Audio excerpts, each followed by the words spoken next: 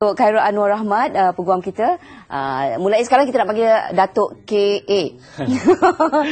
Okey, Datuk. Eloknya kita perjelaskanlah kepada para penonton kan. Mungkin tanggapan yang saya sebutkan tadi tu bukanlah tanggapan yang paling tepat.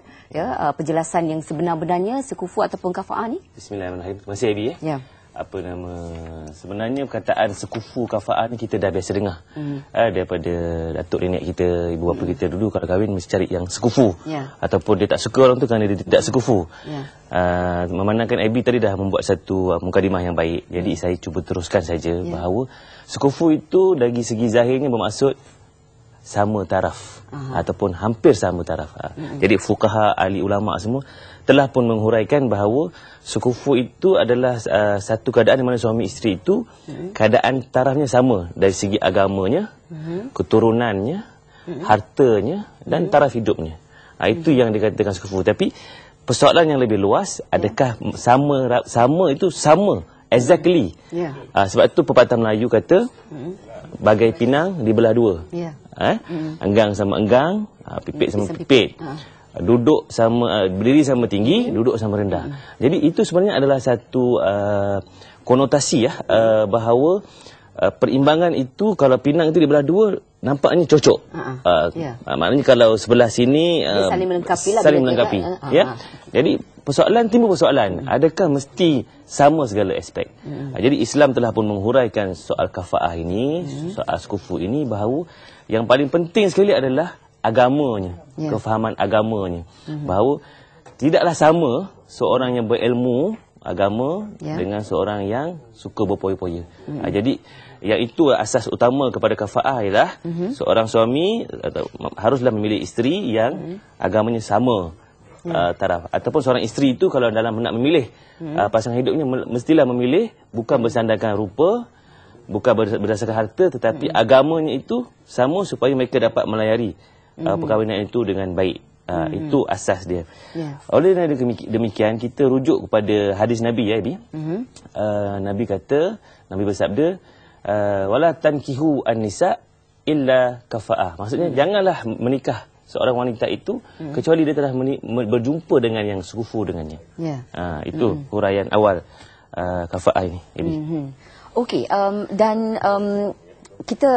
kita pernah dengarkan perempuan yang baik adalah untuk lelaki yang baik dan lelaki yang baik adalah untuk perempuan yang baik. Jadi okey, kalau secara sepintas lalu di atas permukaannya kita dapat bayangkanlah, okey, yang baik memanglah seeloknya semolek-moleknya sesuainya berjodohkan dengan orang yang baik. Bagaimana orang yang tak baik? Tak baik tapi mungkin dia jauh di sudut hatinya dia nak jadi baik. Jadi adakah yang tak baik untuk yang tak baik saja? Baik. Soalan ini sebenarnya menjadi satu perdebatan.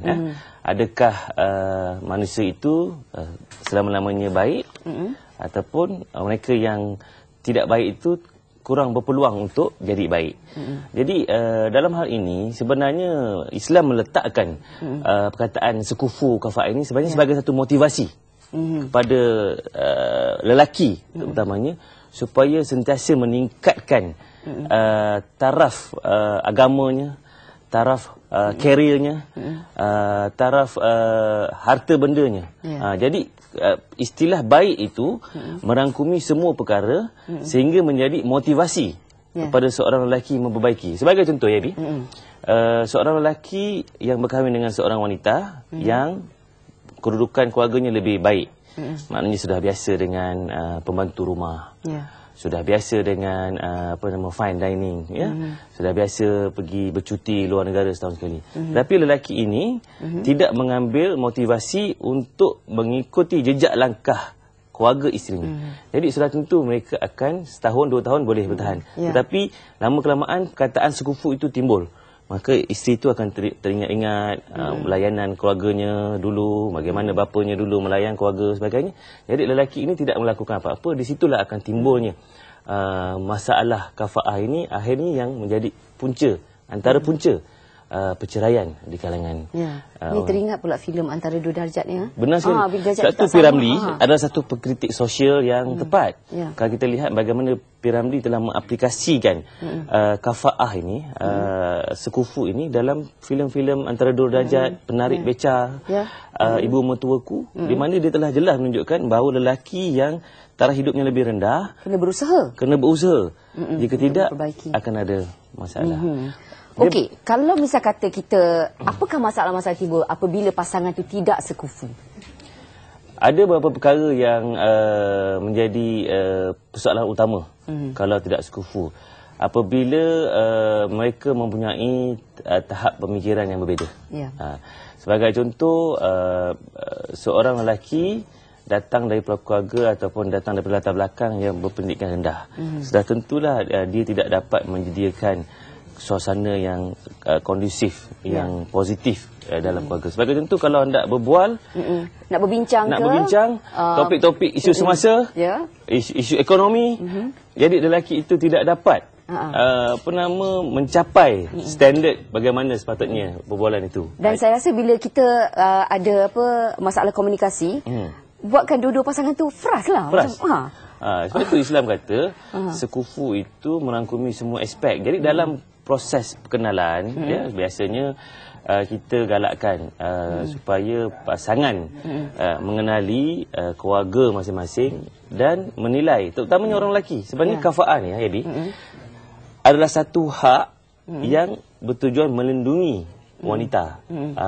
Maknanya kalau seorang lelaki itu lebih tinggi darjatnya, ilmunya, hartanya, okey, bagus untuk dia menarik seorang wanita itu dalam keadaan yang lebih baik.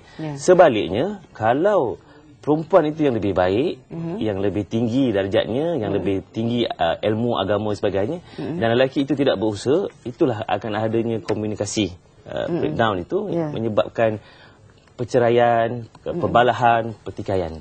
Banyak ya kes-kes begini, Datuk? Sebab itu kita tengok dalam laporan, ada yang berkahwin 1 hari, 2 hari, seminggu. Kenapa, Abi? Kerana setelah mereka berkahwin, baru mereka sedar bahawa pasangan itu bukanlah pasangan yang sekufu dengannya. Mungkin sepanjang perkenalan itu tidak dapat meneroka dengan tepat. Akhirnya ketika berkahwin 1-2 hari baru tahu sebenarnya terpedaya, kan, terpesona. Jadi akhirnya tidak menjadikan dia itu satu realiti. Dan Abi, saya suka nak ingatkan kepada penonton, kepada mereka-mereka yang menonton hari ini, bahawa perkataan sekufu ini sebenarnya melindungi 2 aspek. Satu, sekiranya kita sedang dalam proses mencari jodoh, jadi kita hendaklah menilai. Keduanya, kepada ibu bapa, supaya menjalankan tanggungjawab peranan ibu bapa, mengingatkan siasat. Saya kadang-kadang saya berbual dengan kawan-kawan, kalau saya sampai tahap penal, saya akan semak latar belakang bakal menantu. Saya akan semak rekod polis. Entah dia punya hutang bertimbun-timbun ke Along ke Jadir ke. Benar sekali. Semak si Chris kan, sebagainya. Kerana ada satu kes Muhammad dengan Muhaniza ini. Mereka berkahwin, kemudian baru dapat tahu bahawa suaminya itu adalah penagih dadah.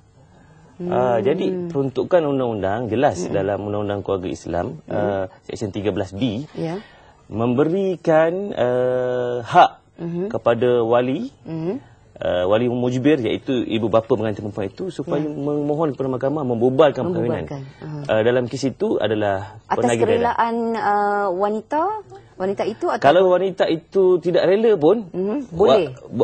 Wali boleh memohon kepada mahkamah, memberi alasan yang kukuh bahawa penagih dadah ini bakal merosakkan masa depan anak perempuan itu, jadi boleh bubar. Yang kedua, seksyen itu juga memberi kebenaran kepada pengantin perempuan yang dinikahi itu, membubarkan juga, memberitahu kepada mahkamah bahawa dia tidak sekufu dengan lelaki yang nikah itu.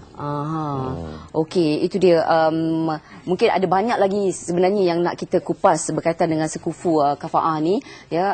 Sebabnya mungkin orang kata kalau saya faham, Islam semua pandang semua orang sama je, ya. Tapi itulah seperti mana yang Datuk KA jelaskan tadi, ya. Peri pentingnya sekufu tu sebab apa? Kita tak nak nanti terbitnya masalah di kemudian hari apabila tidak selalunya yang kita dengar lah dekat, kita baca dalam surat khabar, tak ada pula tertulis katanya bercerai kerana tidak sekufu. Tapi selalunya tiada apa? Persefahaman. Jadi tidak persefahaman ini sebenarnya adalah sebahagian daripada kafah. Kalau saya sebut tadi soal Abby sebut tadi soal Islam untuk agama sama taraf. Dia jadi motivasi kepada lelaki. Dalam satu kisah Bilal bin Rabah. Siapa yang tidak kenal Bilal bin Rabah? Seorang Bilal yang hitam legam dari keturunan hamba. Apa nama? Tetapi Bilal ini motivasinya beliau telah pun meningkatkan ketakwaannya, ilmu agamanya, mempunyai suara yang lunak dalam bidang agama. Dia telah berkahwin dengan wanita yang cantik jelita dari keturunan Ansar. Jadi dalam hal ini walaupun ada perbezaan keturunan, darjat sebagai, tetapi Bilal telah pun menjadikan kafaah sekufu ini sebagai satu motivasi pendorong untuk dia meningkatkan ketakwaan keimanannya. Akhirnya mereka dapat melayani perkahwinan itu dengan bahagia kerana asasnya itu adalah agama. Jadi kepada mereka-mereka di luar sana, jangan gundah gulana. Kafaah ini bukannya bertujuan untuk membedakan antara si kaya, si miskin, sebagainya, tetapi adalah satu pendorong kepada, terutamanya kepada tunjang keluarga lelaki, meningkatkan keimanan, ketakwaan. Dan bagi wanita pula, ia adalah satu guideline, tanda aras bagaimanakah kaedah yang baik untuk memilih jodoh. Sebab Sayyidina Rasulullah telah berpesan kepada Abi bin Abi Talib, jangan melengah 3 perkara. Okey? Satu, bila masuk waktu solatlah. Kedua, kalau ada kematian, uruslah jenazah. Dan yang ketiga, bagi wanita yang telah pun menemui sekufunya, nikahlah. Jadi itu guideline. Jangan kalau dah ada yang sekufu, jangan nak pilih-pilih lain. Pilihlah yang sekufu dengannya itu. Okey. Baiklah, itu dia. Masa kita agak suntuk ya. Mungkin di masa-masa akan datang nanti kita akan bincangkan dengan lebih lanjut lagi. Itu dia, kita bercakap mengenai sekufu dan kafaah ya, dan diharapkan satu-satu perkahwinan itu dapat bertahanlah sehingga ke akhir hayat. Itulah yang terbaik. Baiklah, terima kasih kita ucapkan kepada Datuk KA kerana sudi bersama-sama kita pada pagi ini. Kita nak berehat seketika. Ya, sekembali nanti kita akan warna-warnikan lagi